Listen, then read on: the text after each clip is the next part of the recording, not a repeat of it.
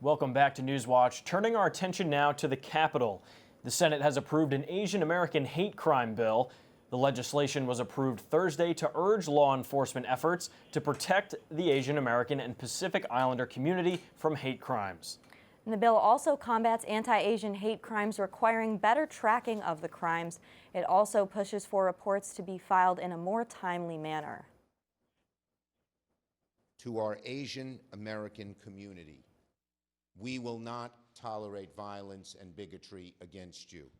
And to those who perpetrate the violence and bigotry, we're going to pursue you to the full extent of the law. And the bill received a 94-1 vote, with Republican Senator Josh Hawley from Missouri as the lone opposer. And the bill will now move to the House and, if passed, will go to President Biden's desk.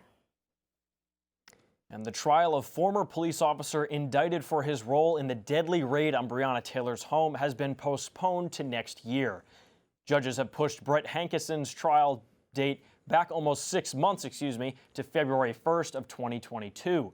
The original date was August 1st of this year. Judges explained the pandemic has caused delays in the courts, including whether witnesses would wear masks that would conceal their facial expressions.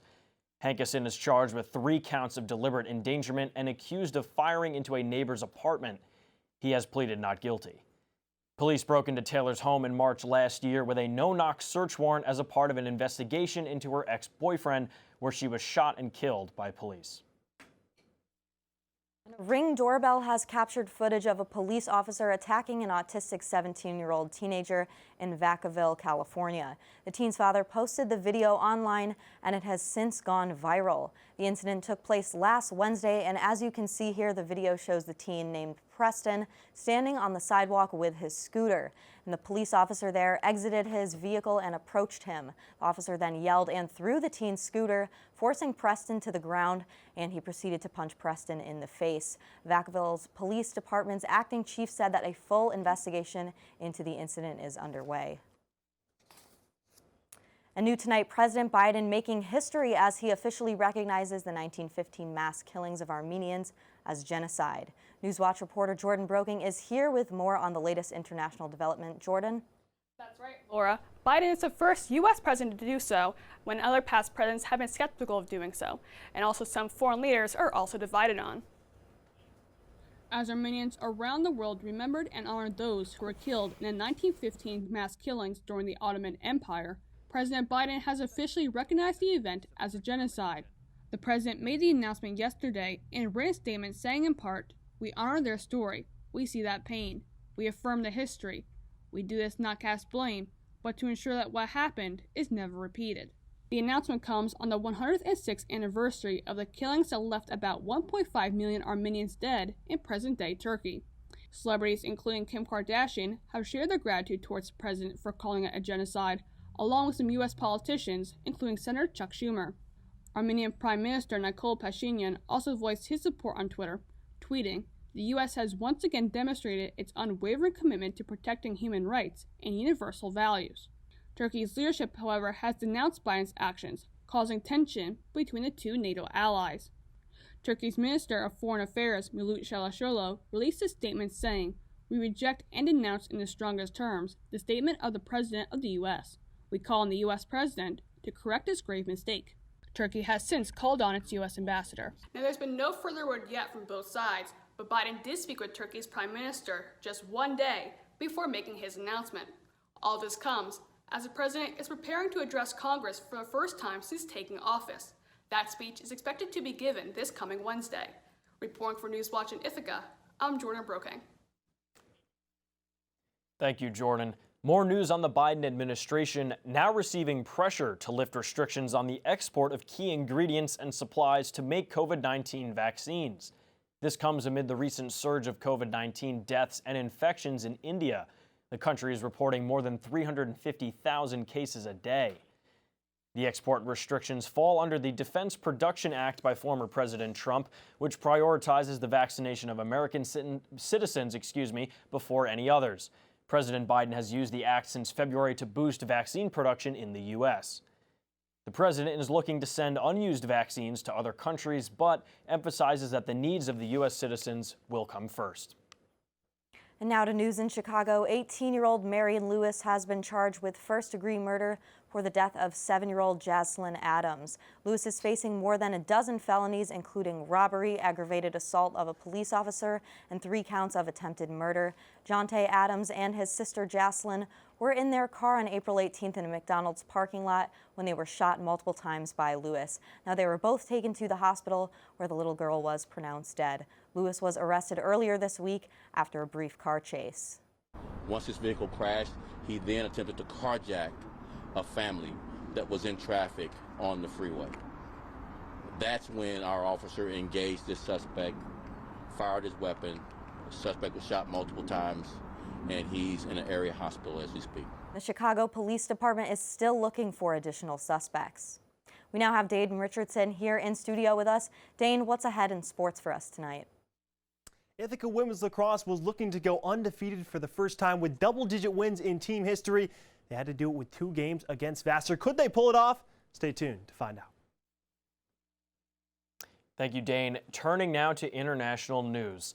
The missing Indonesian submarine has finally been found, broken into at least 3 different parts deep in the Bali Sea. Sonar technology has revealed the sub sank to a depth of nearly 3,000 feet, at which the point of pressure caused the vessel to split. Rescuers have found new objects, including a life vest that they believe belonged to the crew members. But none of the more than 50 crew members aboard have been found alive. The cause of the accident is still unknown, as the submarine had been preparing to conduct a torpedo drill when it lost contact last Wednesday.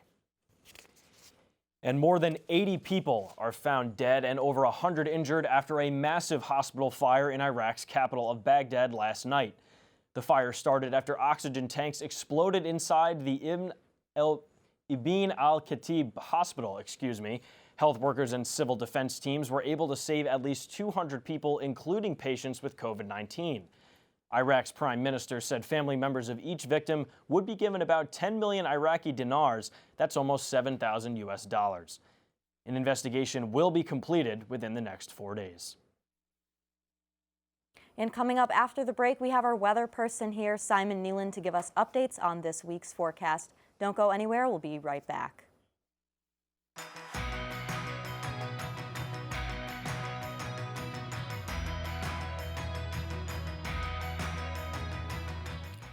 Welcome back to Newswatch. We're joined now by our weather person, Simon Nealon, with an outlook on the 7-day forecast. Simon, we saw some snow just a few days ago. Will it be warmer at all this week?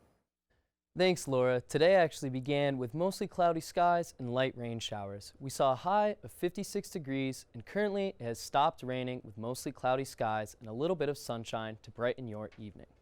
Tonight, we will continue to see considerable cloudiness in the sky and feel winds around 10 to 20 miles per hour. As the morning approaches, we will reach a freezing low of 32 degrees with small chance of light rain.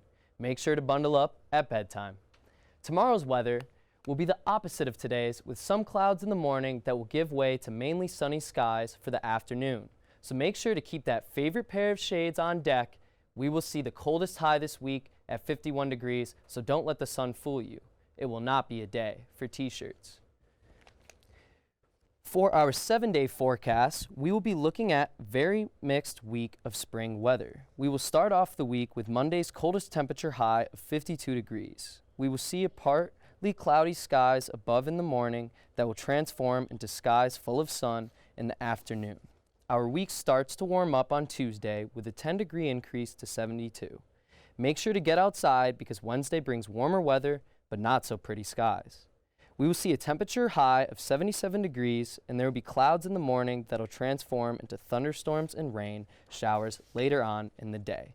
Thursday and Friday will continue the rain showers and cloudy skies on both days. The temperatures begin to drop down with a 64-degree high on Thursday and a lower high of 56 on Friday. A perfect 3 days for movies and indoor fun. Saturday will put a stop to the rain with mostly cloudy skies and bring a continued high of 56 degrees. On Sunday, the clouds will not be leaving anytime soon, but the temperature high will increase to 64, making both days being perfect for a weekend hike or some outdoor adventure. This has been Simon Nealon bringing you weather you can plan on here on Newswatch. All right, thank you, Simon. After the break, Dane Richardson will join us to talk about a historic accomplishment for women's athletics here at Ithaca College. Don't go anywhere.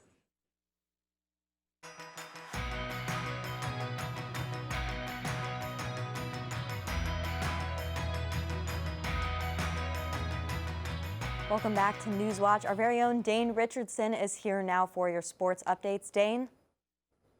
A 2020 season with so much promise cut short, but they surely made 2021 worth it. Welcome into sports. I'm Dane Richardson. Ithaca women's lacrosse aimed to do something it had never done before in program history this weekend, have an undefeated regular season with double-digit wins. The only thing standing in their way were 2 games against the Vassar Brewers this weekend. Game 1 on Friday in Poughkeepsie. Ithaca battled early on, leading by just 2 heading into halftime, but the second half all Bombers. 21-13 the final. 4 Ithaca players, Jackie Halleck, Alexa Ritchie, Megan Mudkowski, and Madison Budarero with hat tricks as Ithaca hit the 10-win plateau. Only one more win to reach that undefeated mark, and what better day to do it on than Senior Day. The Bombers honoring their 12 seniors before the game, and were ready to make some history. Another close first half, but the final 30 minutes kept the Brewers quiet. 9-1. The Bombers outscored Vassar in the second half as Ithaca clinched that elusive undefeated regular season record. No short of celebration either. Check this out after the game.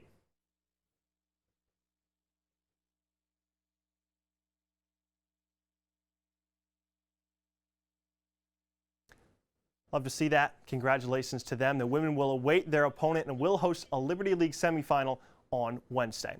The women's lacrosse team is ranked number 7 nationally in Division III, but the only Ithaca team that's ranked higher, the women's track team, they're at number 5. They headed to RIT on Friday for a try-meet, and they didn't disappoint. The Bombers were all over the leaderboard Friday with multiple personal records. Caitlin Hutchison took first in the 100-meter dash. Parley Hannon dominated the 10,000-meter run, winning by over 4 minutes. And Julian Terry took first in the pole vault, clearing a height of 3.75 meters. You just saw her in the pole vault right there. The team has one more meet before the postseason as they head to SUNY Geneseo on May 1st. Both those teams I've talked about are about as hot as can be. They're not losing, but I have to be honest. Last week I was dealing with a little bit of a cold, but even I can smell that the New York Knicks are entering uncharted territory. 9 wins in a row for Tom Thibodeau's club, their second longest win streak in 25 years. The Knicks now sit in sole possession of the 4th spot in the Eastern Conference. They have arguably the best team defense in the NBA, and Julius Randle, man, that man's on something from the basketball gods, because that smooth southpaw stroke continues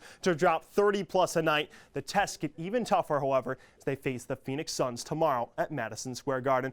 Before I go, wanted to give a big shout out to everyone here at Newswatch that gave me the opportunity to share my stories and personality with you guys this semester. And Tyler, Laura, best of luck after graduation. I'm sure I'll be seeing you guys on air soon. Thank you so much, Dane, especially for that shout out. Now we end the night with a story on a family of ducks. A mama duck and her 12 ducklings were walking around a college campus in Hayward, California, when 11 of the ducklings fell into a storm drain. Now, luckily, Animal Control Officer Susan Perez was there to save the little ducklings who had moved too far into the pipes to be pulled out. Perez used her cell phone to play mama duck sounds to draw the animals toward her.